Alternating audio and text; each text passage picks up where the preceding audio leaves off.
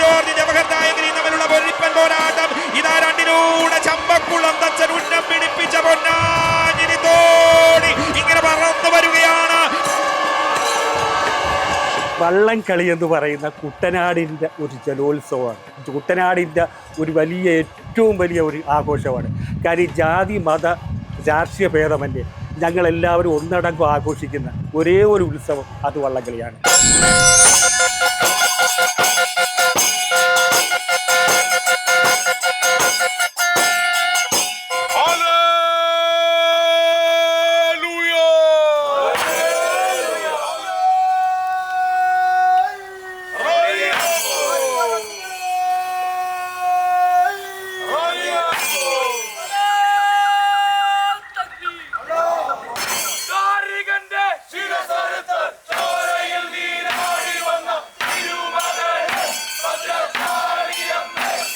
Nehru trophy വള്ളംകളി പുന്നമടക്കായലിലെ ജലരാജാക്കന്മാരാകാൻ പോരാടുന്ന വള്ളങ്ങളുടെ ആവേശപ്പൂരം. ഈ കായലിലെ ഓരോ തുള്ളി വെള്ളത്തിനും തുഴച്ചിൽക്കാരൻ്റെ വിയർപ്പിൻ്റെ ഉപ്പുരസമുണ്ട്. നമ്മൾ കാണുന്ന 5 മിനിറ്റിലെ ആവേശത്തിന് പിന്നിൽ നൂറുകണക്കിന് മനുഷ്യരുടെ കഠിനാധ്വാനമുണ്ട്. മാസങ്ങൾ നീളുന്ന സമർപ്പണത്തിൻ്റെ വലിയൊരു കഥ. ആ കഥയാണ് നാം കാണാൻ പോകുന്നത്. കലയും കായികവും കൂടെ ഒന്നിക്കുന്ന ഏക മത്സരം ലോകത്തുണ്ടെങ്കിൽ അത് മാത്രമാണ്. അപ്പോൾ ഇതിനകത്ത് കായികം മാത്രം പോരാ, ഇതിനകത്ത് കല വേണം. അപ്പോൾ കലയിൽ സംഗീതം വേണം. അതുകൊണ്ടാണ് നമുക്ക് താളം ഉപയോഗിക്കുന്നത്. അപ്പം 80-ൽ പരം കായിക താരങ്ങൾ ഒരുമിച്ചിരുന്ന് ഒരേപോലെ വെള്ളത്തിലേക്ക് തുഴ പോവുകയും ഒരേപോലെ ബാക്കിൽ വരികയും തിരിച്ചു വരികയും അടുത്ത തുഴയ്ക്ക് പോവുകയും ചെയ്യുന്ന ഈ പ്രക്രിയ നമ്മൾ വായ്ത്താരിയിലൂടെ താളം വിളിച്ചാണ് കൊടുക്കുന്നത്. അപ്പം താളത്തിന് വളരെ പ്രാധാന്യമുണ്ട്. അപ്പോൾ അതുകൊണ്ടാണ് ഞാൻ ഈ സൂചിപ്പിച്ചത് കലയും കായികവും കൂടെ ഒരുമിച്ച് പോകുന്ന ഏറ്റവും വലിയൊരു മത്സരം. അപ്പോൾ അതിനകത്ത് ഇതിന് രണ്ടിനും പ്രാധാന്യമുണ്ട്. അതുകൊണ്ട് തന്നെ അത്യാവശ്യം മൂളിപ്പാട്ടൊക്കെ പാടാൻ അറിയാവുന്ന അല്ലെങ്കിൽ പാട്ടിനെക്കുറിച്ച് സംഗീതത്തെക്കുറിച്ച് താളബോധമുള്ളവർക്ക് താളക്കാരനായി നിൽക്കാൻ പറ്റുകയുള്ളൂ. അപ്പം കലയും കായികവും കൂടെ ഒത്തുചേർന്നിട്ടുള്ളൊരു വലിയൊരു യുദ്ധമാണ് ഇതിനകത്ത് നടത്തപ്പെടുന്നത്. അതുകൊണ്ട് ആ രീതി തന്നെയാണ് നമ്മൾ അതിനെ ചിട്ടപ്പെടുത്തി എടുക്കുന്നത്.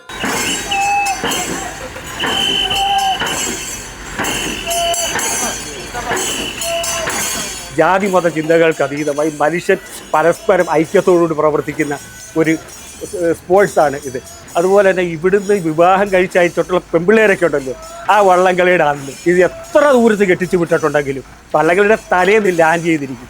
അതൊരു പ്രത്യേകതയാണ്. കാര്യം അത് ഈ വള്ളംകളിയുമായി ബന്ധപ്പെട്ട് ഉള്ളിൻ്റെ ഉള്ളിലുണ്ടാകുന്ന വികാരമാണ്.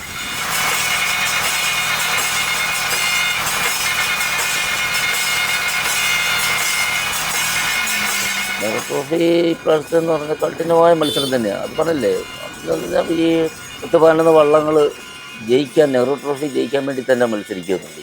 ഇതിപ്പോൾ ഓരോ കരകളാണ് വള്ളം ഇറക്കുന്നത്. ഇപ്പം ഈ നമ്മൾ പറയുകയാണെങ്കിൽ ഹരിപ്പാട് മണ്ഡലത്തിൽ തന്നെ ഒരു 5-8 വള്ളങ്ങളുണ്ട്. അവർ ഓരോ കരക്കാർക്കും അവർക്ക് വള്ളം ഇറക്കണമെന്നുള്ളൊരു പുതിയ വള്ളം വെക്കണം. അപ്പോൾ അതിനു വേണ്ടി അവർ പൈസ മുടക്കി വള്ളം പണിയും. ആ വള്ളം പണിതാൽ പോലെ ഇപ്പോൾ തിരിച്ച് ആ വള്ളം തിരിച്ച്, നേരത്തെ എന്ന് പറഞ്ഞാൽ നമ്മൾ ബോണ്ട് കൊടുക്കണമായിരുന്നു. വള്ളം ഇറക്കണമെങ്കിൽ അല്ലെങ്കിൽ വേറെ ഇതാരെങ്കിലുമൊക്കെ നമ്മൾ ഇന്നേരെ പോയിക്കൊണ്ട് പറഞ്ഞ ആ വള്ളം എഗ്രിമെൻ്റ് വെച്ചുകൊണ്ടൊക്കെയായിരുന്നു വന്നുകൊണ്ടിരുന്നത്. ഇന്നാകെ സാഹചര്യം മാറി. ഇന്നിപ്പോൾ ജയിപ്പിക്കാൻ വേണ്ടി ജയിക്കുന്ന ക്ലബ്ബുകൾക്ക് അങ്ങോട്ട് പൈസ കൊടുത്താണ് ആ വള്ളം ഇപ്പോൾ കൊടുക്കുന്നത്.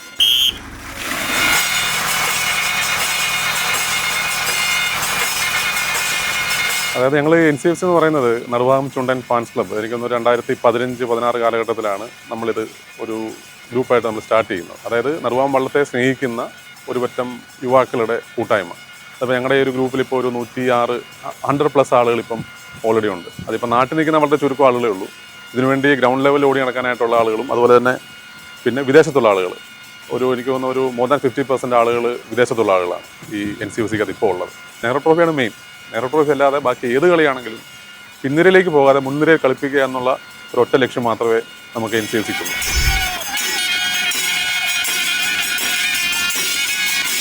നീറ്റിൽ കിടക്കുന്ന വള്ളങ്ങളിൽ ഏറ്റവും മികച്ച വള്ളങ്ങളിൽ ഒന്ന് തന്നെയാണ് നടുഭാഗം വള്ളവും. അതുകൊണ്ട് തന്നെ കായിക താരങ്ങൾക്ക് നമ്മുടെ വള്ളം മികച്ചതാണ് എന്നൊരു തോന്നൽ ഉണ്ട്. അവന് ആ രീതിയിൽ തന്നെയാണ് നമ്മളതിനെ ചിട്ടപ്പെടുത്തിയിരിക്കുന്നത്. പിന്നെ ആദ്യത്തെ നടുഭാഗം ചുണ്ടൻ വള്ളം ഇപ്പോഴത്തെ ചുണ്ടൻ വള്ളവും തമ്മിൽ ഒരു ആകാര ഭംഗിയിലും ആ പണ്ടത്തെ ഒരു നിർമ്മാണ രീതിയും ഇപ്പോഴത്തെ നിർമ്മാണ രീതിയും തമ്മിൽ വ്യത്യാസമുണ്ട്. അപ്പോൾ അതുകൊണ്ട് അതിനെ ഘടനയ്ക്ക് ഒരു ചെറിയ വ്യത്യാസത്തിലാണ് പുതിയ നടുഭാഗം ഇപ്പോൾ നീറ്റിൽ ഇറങ്ങി കിടക്കുന്നത് ഞങ്ങളുടെ കയ്യിൽ ഇപ്പോൾ ഉള്ളത്. അപ്പോൾ തീർച്ചയായിട്ടും അതിനെ വിജയപഥത്തിൽ എത്തിക്കാൻ നമുക്ക് കഴിയുമെന്നുള്ളത് തന്നെ നമ്മുടെ പ്രതീക്ഷയാണ്.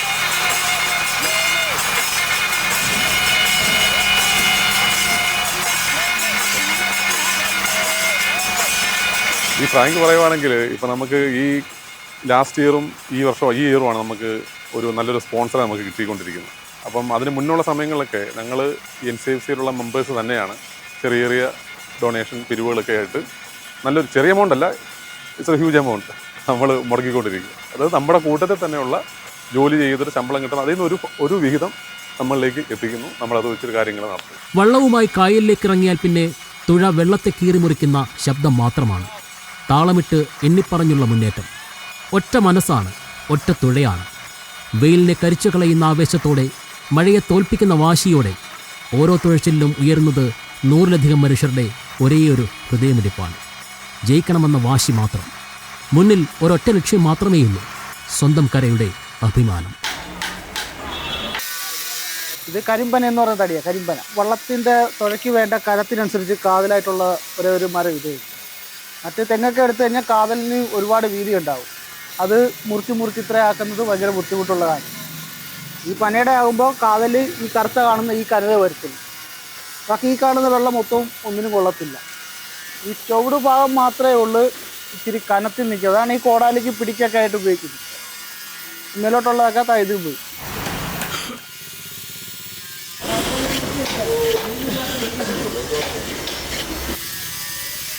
നല്ല വെയിറ്റ്, ഒറ്റ പീസ്. പിന്നെ വീതി കൂട്ടണമെന്നുണ്ടെങ്കിൽ നമ്മൾ അതിൽ പഴയ തുഴ വെച്ച് അഡ്ജസ്റ്റ് ചെയ്യും, കൂട്ടിയെടുക്കുക. ഇതിൽ നിന്ന് കട്ട് ചെയ്ത് മാറ്റും. ഇതിപ്പോൾ പച്ചത്തടിയാണോ? പച്ചത്തടി. അപ്പോൾ അത് ബുദ്ധിമുട്ടാണോ പണിയുന്നത്? അവർക്ക് തുഴയാൻ ബുദ്ധിമുട്ട് വരും. നീളം വള്ളത്തിൻ്റെ പൊക്കം അനുസരിച്ച് നീളം വ്യത്യാസം വരും. കൊമ്പത്തിരിക്കുന്നവന് നല്ല നീളമുള്ള തുഴ വേണം, മധ്യഭാഗത്തിന് അത്ര നീളമൊന്നും വേണം. അങ്ങനെ ഓരോ ലെവലാണ്. ഇതിപ്പോൾ പിള്ളേർ വരുമ്പോൾ നമ്മളറിയുന്നില്ല അവരെത്രാം തുഴക്കാരനാണെന്ന് അറിയത്തില്ല. ഓരോരുത്തർ പറയുന്നതനുസരിച്ച് പറഞ്ഞു കൊടുക്കും. വെയിറ്റ് ചുവട് ഭാഗമാണെങ്കിൽ നല്ല വെയിറ്റാണ്. മേലോട്ട് വരുന്തോറും വെയിറ്റ് കുറയും. പിന്നെ കാലപ്പഴക്കം പോകുന്ന പച്ചത്തടിയിലാണെങ്കിലും ഭയങ്കര വെയിറ്റ്. അതെവിടാണെങ്കിലും ഇപ്പോൾ ഇച്ചിരി ഉണങ്ങിയ തടിയാകുമ്പോൾ അത്ര ഭാരം വരും. പഴയത് കൂടുതലും ട്രെയിനിങ്ങിനായിട്ടാണ് ഉപയോഗിക്കുന്നത്. ഫൈനൽ വരാൻ നേരത്ത് നല്ല തുഴയായിട്ട് വരും. ഇത് സാൻഡർ എന്ന് പറഞ്ഞാൽ സാൻഡർ മറ്റേ ഗ്രൈൻഡ് ചെയ്ത് കളയുന്നൊരു സാധനം. കനം വേണ്ടത് കുറയ്ക്കാൻ വേണ്ടിയിട്ട് അത് ഉപയോഗിക്കും. ഈ പറഞ്ഞ കാതൽ ഭാഗം ഒരുപാട് കളയാതെ ഈ വെള്ള മോശമായിട്ടുള്ള സ്ഥലം മാത്രം കളഞ്ഞ് വേണ്ടത്ര ഭാരമാക്കി പിള്ളേർക്ക് വിടും. ഒറ്റ പീസിൽ നിന്നാണ് എടുക്കുന്നത്.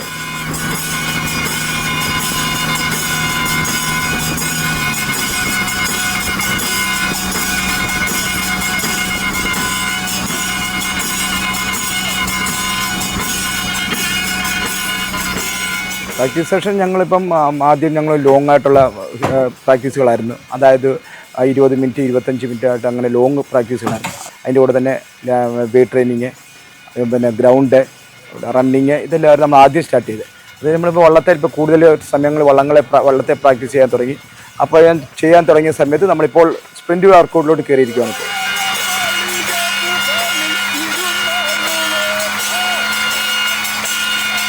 നമ്മൾ സ്പ്രിൻ്റ് എന്ന് പറയുമ്പം നമ്മൾ 1150 മീറ്ററാണ് ഇപ്പം നമ്മൾ നെഹ്റു ട്രോഫി ദൂരം തുഴയേണ്ടത്. അത് നമുക്ക് എത്രമാത്രം നല്ല രീതിയിൽ ബെസ്റ്റ് ടൈം അടിച്ചു വെക്കാനുള്ള രീതിയിലുള്ള സ്പ്രിൻ്റ് വർക്കൗട്ടാണ് ഇപ്പോൾ നടത്തിക്കൊണ്ടിരിക്കുന്നത്. മിക്ക ദിവസങ്ങളും വൈകുന്നേരം ട്രാക്കിലാണ് നമ്മൾ വലിക്കുന്നത്. മിനിമം 2 വലിയെങ്കിലും നമ്മൾ ട്രാക്കിൽ വലിക്കാറുണ്ട്. ചില ദിവസങ്ങൾ 3 വലി ട്രാക്കിൽ വലിക്കാറുണ്ട്. ലെവലിൽ ഇപ്പോൾ നമ്മൾ നല്ല രീതിയിൽ തന്നെ പോകുന്നു. നല്ല ടീമാണ്. നമ്മളുടെ ഒരു കോമ്പിനേഷൻ എല്ലാവരും, താളക്കാരാണെങ്കിലും ലീഡിങ് ക്യാപ്റ്റനാണെങ്കിലും നമ്മൾ ടീം വർക്ക് നല്ലതായിട്ട് തന്നെ പോകുന്നു. നമുക്ക് എല്ലാ രീതിയിലുള്ള സപ്പോർട്ടാണ് നമ്മുടെ NCFC കൂടെ ചെയ്തു തരുന്നത്. കാരണം അവരുടെ സപ്പോർട്ടിൽ നമുക്ക് ഇത് മുന്നോട്ട് കൊണ്ടുപോകാൻ പറ്റും. അവരെ വലിയൊരു സപ്പോർട്ടാണ്. വെയിലും മഴയും വകവയ്ക്കാതെ ശരീരത്തിലെ അവസാന തുള്ളി ഊർജ്ജവും തുഴച്ചിലേക്ക് ആവാഹിച്ചുള്ള കഠിന പ്രയത്നം. അതിനായി ശരീരത്തെ സജ്ജമാക്കേണ്ടതുണ്ട്. ക്യാമ്പുകളിലെ ഒന്നിച്ചുള്ള ജീവിതം. പുലർച്ചെയുള്ള പ്രാർത്ഥനകളോടെയാണ് ദിവസം തുടങ്ങുന്നത്. പ്രാർത്ഥിക്കാം. പരിശുദ്ധനും നിത്യനുമാകുന്ന ഞങ്ങളുടെ ദൈവമേ, സ്വർഗ്ഗീയ നല്ല പിതാവേ, ഈ മനോഹര സായാഹ്നത്തിനായി ഞങ്ങൾ ദൈവത്തിന് സ്തോത്രം ചെയ്യുന്നു. പരിശീലനത്തിനായി ഞങ്ങൾ കടന്നു പോകുന്നു. പ്രഭാതത്തിൽ നന്നായി വെള്ളത്തിൽ പരിശീലനം ചെയ്യാൻ ദൈവത്തോട് അവസരമൊരുക്കി ഫിസിക്കൽ ട്രെയിനിങ്ങിന് ഞങ്ങൾ കടന്നു പോകുന്നു. ഞങ്ങളുടെ ശരീരത്തോടു കൂടെ ഇരിക്കണമെന്ന് പ്രാർത്ഥിക്കുന്നു.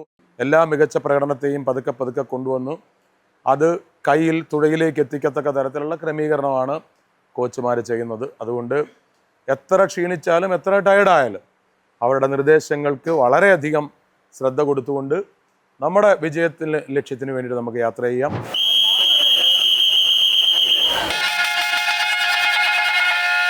അന്ത്യകാല അഭിഷേകം സകല ജഡത്തിന്മേലും കൊയ്ത്തുകാല സമയമല്ലോ ആത്മാവിൽ നിറക്കേണമേ, അന്ത്യകാല അഭിഷേകം സകല ജഡത്തിന്മേലും. കൊയ്ത്തുകാല സമയമല്ലോ ആത്മാവിൽ നിറക്കേണമേ, തീ പോലെ ഇറങ്ങണമേ, അഗ്നിനാവായി പതിയണമേ. എൻ്റെ വീട് ഇവിടെ ആലപ്പുഴ പുന്നമട തന്നെയാണ്. ഞാൻ പുന്നമടക്കാരിയാണ്. ചെറുപ്പം മുതലേ ഈ വള്ളങ്ങളെയും കാര്യങ്ങളും കണ്ട് വളർന്ന ആൾ തന്നെയാണ് ഞാൻ.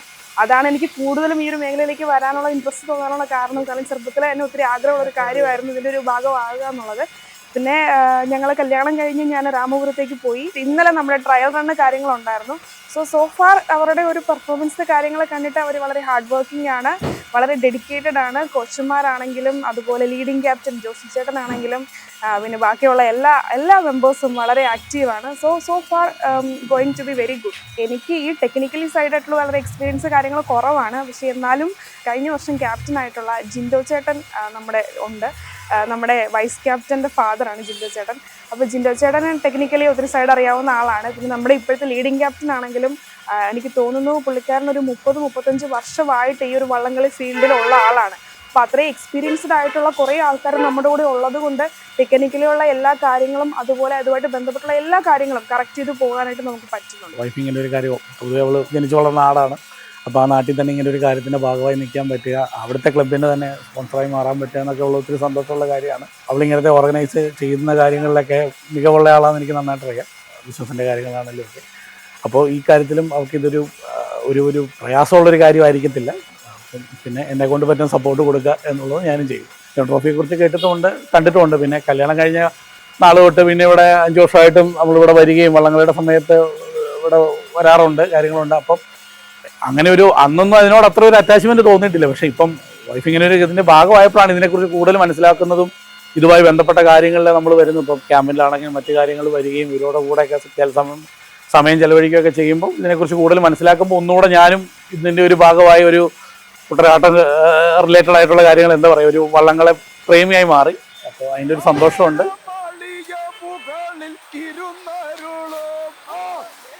ഞങ്ങള് 3:45, 4 മണിയാകുമ്പോൾ കിച്ചണിൽ കയറും. എണീറ്റ് റെഡിയായി 4:30 ആകുമ്പോഴത്തേക്ക് കിച്ചൺ ഓപ്പൺ ആവും. പിന്നെ ഒരു 3 മണിയാകുമ്പോഴത്തേക്ക് ഉച്ചയ്ക്ക് പോകും. പിന്നെ ഒരു 6 മണിയാകും പിന്നെയും വരും. പിന്നെ ഒരു 9:30 ആകുമ്പോൾ ക്ലോസ്. പിന്നെ റെസ്റ്റ്. രാവിലെ ബ്രേക്ക്ഫാസ്റ്റ് എന്ന് പറഞ്ഞാൽ ബ്രെഡുണ്ട്, അപ്പമുണ്ട്, പഴങ്കഞ്ഞിയുണ്ട്, എല്ലാ ഐറ്റമാണ്. പിന്നെ ഉച്ചയ്ക്ക് മീൻകറി, ഹിന്ദിക്കാർക്ക് വേറെ സെപ്പറേറ്റ്. വൈകിട്ട് ബീഫ് അല്ലെങ്കിൽ കോഴി. അങ്ങനെ ചേഞ്ച് ചെയ്ത് ഒരു ദിവസം പന്നിയുണ്ട്. ഒരാൾക്ക് 3 പീസ് വെച്ച് ഉള്ളതാണ്. അതായത് നമ്മുടെ മറ്റേ കല്യാണ പരിപാടിക്കാണ് ഇത് 300 പേർക്ക് കൊടുക്കും. ബീഫാണെങ്കിൽ ഒരു നേരത്തേക്ക് 30 കിലോ വരുന്നത്. അത് നമ്മുടെ മറ്റേ പരിപാടിക്കാണെങ്കിൽ അത് 300 പേർക്കുണ്ട്. 100 പേർക്ക് നമ്മൾ കല്യാണ പരിപാടി ആണെങ്കിൽ 12 കിലോ ബീഫ് മതി. ഇവിടെ 30 കിലോ എടുക്കും. അതായത് വ്യത്യാസം. മീനാണെങ്കിൽ 250, 300 പീസ് വരെ ഒരു ദിവസം. ഉച്ചയ്ക്ക് ചോറ്, പിന്നെ ഞായറാഴ്ച ദിവസം നെയ്ച്ചോറും ബീഫ്. നമ്മൾ ഇവിടെ 3 കൊല്ലമായിട്ട് നമ്മൾ പൊന്നോട ക്യാമ്പിന് വേണ്ടി ചെയ്യും.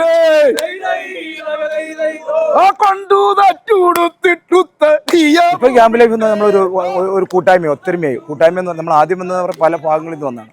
ഇപ്പം ഞങ്ങൾ ഹൈദരാബാദിൽ നിന്ന് വന്നു, കുറച്ച് ടീം ഭോപ്പാലിൽ നിന്ന് വന്നു. പിന്നെ നമ്മുടെ നാട്ടിൽ തന്നെ പല സ്ഥലങ്ങളിലുള്ള കുട്ടികളാണ് നമ്മുടെ ക്യാമ്പിൽ. ഇപ്പോൾ നമ്മൾ ഒത്തൊരുമയായിട്ട് ഒരു വീട് പോലെ ഒരു കൂട്ടായ്മയോടെയാണ് ഇപ്പം നമ്മൾ ചെയ്യുന്നത്. അതിനകത്ത് ഇപ്പോൾ ഹിന്ദിക്കാരെന്നോ മലയാളികളെന്നോ ഒരു വ്യത്യാസമില്ല.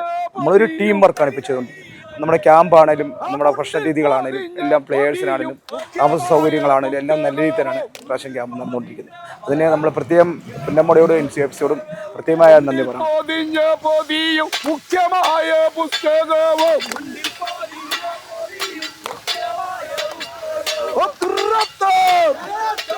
യഥാർത്ഥമായ പ്രൊഫഷണൽ താരങ്ങൾ കളിക്കാൻ തുടങ്ങിയപ്പോൾ മുതലാണ് ഗ്ലൗസ് ഇട്ടാണേലും ഒരു ഇതാണ്. അപ്പം എല്ലാ കാര്യങ്ങളും മാക്സിമം ഈ ലെഗ് പ്രസ് അങ്ങനെയൊക്കെയുള്ള പരിപാടികളൊക്കെ വന്നത് പ്രൊഫഷണൽസ് വന്നു കഴിഞ്ഞാൽ വേ ട്രെയിനിങ് എന്നൊക്കെ വളരെ കുറവായിരുന്നു. ഇപ്പം അങ്ങനെയല്ലേ, ഞാൻ പറഞ്ഞില്ലേ, ഇപ്പോൾ ഒരു നാഷണൽ നമ്മളെങ്ങനെ ഒരു ടീം തയ്യാറായി പോകുന്നു ആ രീതിയിലാണ് നമ്മളിപ്പോൾ നെഹ്റു ട്രോഫിക്ക് തയ്യാറാക്കിക്കൊണ്ടിരിക്കുന്നത്. ഇപ്പം നമ്മുടെ വള്ളത്തിൽ 85 പേര് ഇരിക്കുന്ന വള്ളമാണ്. അതുകൊണ്ട് അതിൻ്റെ 25% എന്ന നിലയിൽ നമുക്കും അന്യസംസ്ഥാന കായിക താരങ്ങളെ ഉപയോഗിക്കാൻ കഴിയും.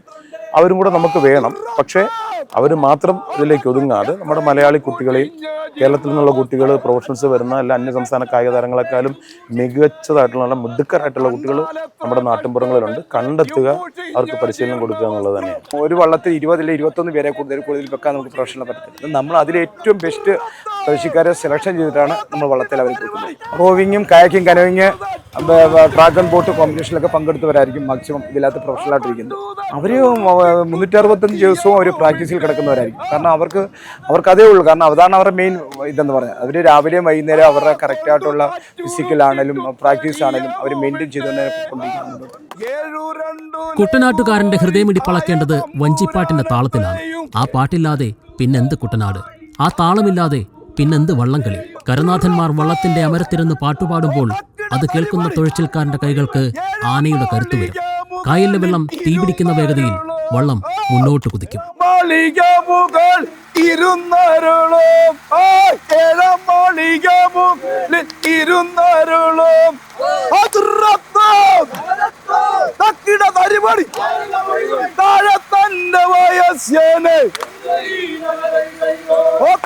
തന്റെ വയസ്സേനെ ദൂരത്തു കണ്ടേ,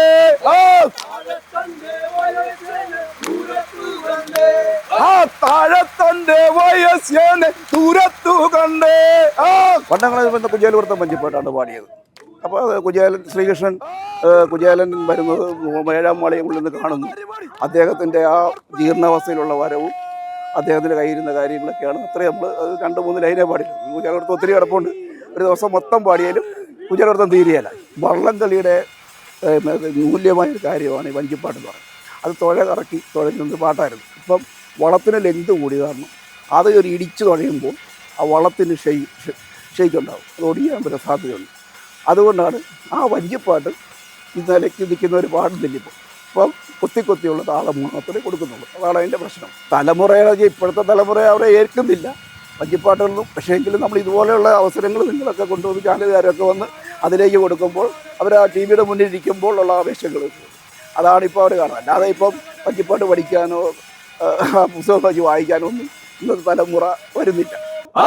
ഏഴാം മാളിക മുകളിൽ ഇരുന്നരുളും ഏഴാം മാളിക മുകളിൽ ഇരുന്നരുളും ഏഴാം മാളിക മുകളിൽ ഇരുന്നരുളും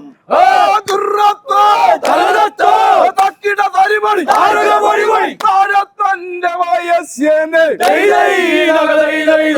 താഴത്തന്റെ വയസ്സേന് ദൂരത്തു കണ്ടേ താഴത്തന്റെ വയസ്സേന് ദൂരത്തു കണ്ടേ താഴത്തന്റെ വയസ്സേന് ദൂരത്തു കണ്ടേ താഴത്തന്റെ വയസ്സേന് ദൂരത്തു കണ്ടേ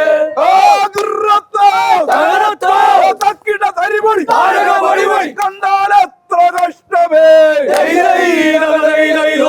കണ്ടാലത്ര കഷ്ടം എത്രയും മുഷിഞ്ഞ ജീർണവസ്ത്രം കണ്ടാലത്ര കഷ്ടം എത്രയും മുഷിഞ്ഞ ജീർണവസ്ത്രം കണ്ടാലത്ര കഷ്ടം എത്രയും മുഷിഞ്ഞ ജീർണവസ്ത്രം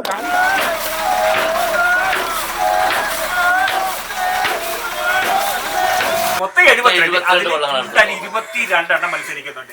അതായത് മുമ്പ് 22 വള്ളം ഇല്ല, 16 വള്ളങ്ങൾ. 16 വള്ളം 4 ഹീറ്റ്സിലാണ് മത്സരിക്കുന്നത്. 16. പക്ഷെ ഇപ്പൊ 22 വള്ളം കൊണ്ട് 6 ഹീറ്റ്. ചരിത്രത്തിലെ ആദ്യ വിജയിയാണ് നടുഭാഗം ചുണ്ടൻ. രണ്ടാമതൊരു കിരീടം നേടിയിട്ട് പതിറ്റാണ്ടോളമാകുന്നു. കിരീടം തിരികെ പിടിക്കാൻ കടുത്ത പരിശീലനത്തിലാണ് അവരും എതിരാളികളും. ഓണത്തിന് മുന്നേ പുന്നമടയിൽ പുതിയ ചാമ്പ്യൻ ഉണ്ടാകും. ആധിപത്യം തുടരുമോ അതോ പുതിയ ജേതാവ് കുതിച്ചെത്തുമോ? എല്ലാവരും വലിയ വലിയ സ്പോൺസർമാർ ഇറങ്ങിയിട്ടാണ് വള്ളംകളിയെ സ്പോൺസർ ചെയ്യുന്നത്. ഇപ്പം മുൻകാലങ്ങളെ അപേക്ഷിച്ചിപ്പോൾ വള്ളംകളിക്ക് എന്തോ ഒരു ആവേശം വളരെ 10 മടങ്ങ് വർദ്ധിച്ചിട്ടുണ്ട്. വള്ളംകളി കാണാനുള്ള ആളുകളും അതുപോലെ നമ്മളെ കരയെന്ന് പറഞ്ഞാൽ ഇത്രത്തോളം ആവേശത്തിൽ ആറാടി ഒരു കാലഘട്ടം ഇതിനിപ്പോൾ ഉണ്ടായിട്ടില്ല. ഇന്ന് ഒരു കൊച്ചു കുട്ടിക്ക് പോലും ക്ലബ്ബ് എന്താണ്, വള്ളം എന്താണ്, വള്ളംകളി എന്താണെന്ന് വ്യക്തമായിട്ട് അറിയാം. നമ്മുടെ പ്രദേശത്തിലെ എല്ലാ പിള്ളേർക്കും വള്ളംകളി എന്താണെന്ന് അറിയാം, ക്ലബ്ബ് എന്താണെന്നറിയാം. കാര്യം അത്രത്തോളം നമ്മളെ പിള്ളേർക്ക് ഇതിനെക്കുറിച്ച് നമ്മൾ പറഞ്ഞ് മനസ്സിലാക്കി കൊടുക്കുന്നുണ്ട്.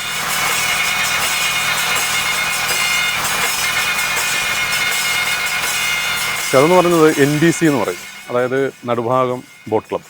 അവരാണ് ആക്ച്വലി നടുഭാഗം വള്ളത്തിൻ്റെ ഓണേഴ്സ് എന്ന് പറയുന്നത്. അതായത് നമ്മുടെ നാട്ടിൽ നിന്ന് തന്നെ, അതായത് ഇപ്പോൾ ഇത് നെടുവാൻ വെള്ളം എന്ന് പറഞ്ഞൊരു ഒരു വ്യക്തിയുടെ വെള്ളമല്ല, ഇതൊരു കരയുടെ മൊത്തത്തിലുള്ള വെള്ളമാണ്. അതായത് ഇപ്പം 100 രൂപ, 1000 രൂപ, ഈവൻ 10 രൂപ, 5 രൂപ പണ്ട് കാലത്ത് അത് ശേഖരിച്ചാണ് ഈ വെള്ളം പണിതിരിക്കുന്നത്. അപ്പോൾ നെടുവാൻ ബോട്ട് ക്ലബ്ബാണ് ഈ വള്ളത്തിൻ്റെ ഓണേഴ്സ്. അതിനൊരു പ്രസിഡന്റ് ഉണ്ട്, രാജചായ എന്ന് പറയും. അതുപോലെ തന്നെ സെക്രട്ടറി കുഞ്ഞുമോൻ ചേട്ടൻ, പിന്നെ ട്രഷറർ മനുചേട്ടൻ, ഇങ്ങനെ ഒരു എക്സിക്യൂട്ടീവ് കമ്മിറ്റി തന്നെ ഇതിന് വേണ്ടിയിട്ടുണ്ട്. പക്ഷെ അവർ നമുക്ക് നല്ല രീതിയിൽ സപ്പോർട്ട് തരുന്നുണ്ട്. ഈ പറഞ്ഞ പോലെ നമ്മളെ വിശ്വസിച്ച്, നമ്മൾ ഫോം ചെയ്യുന്ന ടീമിനെ വിശ്വസിച്ച് വള്ളം ഞങ്ങൾക്ക് തന്നു എന്നുള്ളത് തന്നെ ഏറ്റവും ഒരു വലിയ കാര്യമാണ്. നമുക്ക് ഫൈനലിലോ ഹീറ്റ്സിലോ ഒക്കെ കളിക്കുന്ന മികച്ച കായിക താരങ്ങളാണ്. മികച്ച കായിക താരങ്ങൾ, മിടുക്കരായിട്ടുള്ള കായിക താരങ്ങൾ, അവരെ ട്രെയിനിങ് കൊടുക്കുന്ന ആളുകൾ മികച്ചവരാണ്. അപ്പോൾ ഒരു മികവിൻ്റെ മത്സരമായിരിക്കും 2026 നെഹ്റു ട്രോഫി 22-ാം തീയതി നടത്തപ്പെടുന്നത്. അപ്പം ഞങ്ങൾക്ക് ഹീറ്റ്സിൽ മത്സരിക്കുന്നത് പള്ളാത്തുരുത്തി ബോട്ട് ക്ലബ്ബാണ്. അപ്പോൾ എന്തുകൊണ്ടും വലിയ തോതിൽ ഉന്നത നിലവാരത്തിൽ നിൽക്കുന്ന ഒരു ക്ലബ്ബാണ്. അതുമായിട്ട് നമ്മൾ ഹീറ്റ്സിൽ മത്സരിക്കുമ്പോൾ തീർച്ചയായിട്ടും അതിൻ്റെ കരുത്തിനെ നമ്മൾ ഉൾക്കൊണ്ടുകൊണ്ട് തന്നെയാണ് മത്സരത്തിന് നമ്മൾ പ്രിപ്പയർഡ് ആകുന്നത്. തീർച്ചയായിട്ടും ഒരു വലിയ മത്സരം തന്നെയായിരിക്കും. എല്ലാവരും അവരവരുടേതായിട്ടുള്ള രീതിയിൽ ഹാർഡ് വർക്ക് ചെയ്തും അവരവരുടേതായിട്ടുള്ള രീതിയിൽ ഒരുങ്ങിയുമാണ് വരുന്നത്. സോ ഇതൊരു മത്സരമായതുകൊണ്ട് നമ്മൾ അതിനെ ആ ഒരു രീതിയിൽ കാണണം. പക്ഷെ എന്നാലും നമ്മളെ കൊണ്ടാകുന്ന രീതിയിൽ എല്ലാ കാര്യങ്ങളും ചെയ്യുന്നുണ്ട്. ദൈവത്തിന്റെ അനുഗ്രഹം ഉണ്ടെങ്കിൽ തീർച്ചയായിട്ടും നമുക്ക് കപ്പ് കിട്ടുമെന്നാണ് പ്രതീക്ഷ. കഴിഞ്ഞ വർഷം തോറ്റതിൻ്റെ അന്ന് മുതൽ ഈ വർഷവും ഈ സെയിം ടീം തന്നെ കളിക്കുമെന്നുള്ള ഒരു ദൃഢനിശ്ചയം ഞങ്ങൾക്കുണ്ടായിരുന്നു. കാരണം ഈ വർഷം എന്തുകൊണ്ട് ഞങ്ങൾ കപ്പടിച്ചേ പറ്റൂ, അതല്ലാതെ ഒരു ഓപ്ഷൻ ഞങ്ങൾക്ക് വേറെ ഇല്ല. 2025 ഞങ്ങൾക്ക് ട്രോഫി നഷ്ടപ്പെടുന്നത് ഒരു മൈക്രോ സെക്കൻഡിൻ്റെ ഒരു വ്യത്യാസത്തിലാണ്. അപ്പോൾ അതെന്ന് പറഞ്ഞാൽ ഇപ്പോൾ ഇവിടെ ഇരിക്കുന്നത് ഇപ്പോൾ ഈ കാണുന്ന ഒരു കുരിശടി ഉണ്ടല്ലോ, അതുപോലെ തന്നെ ഇവിടെ കാണുന്നതാണ്, ഇതാണ് ചെറുമുറി എന്ന് പറയുന്നത്.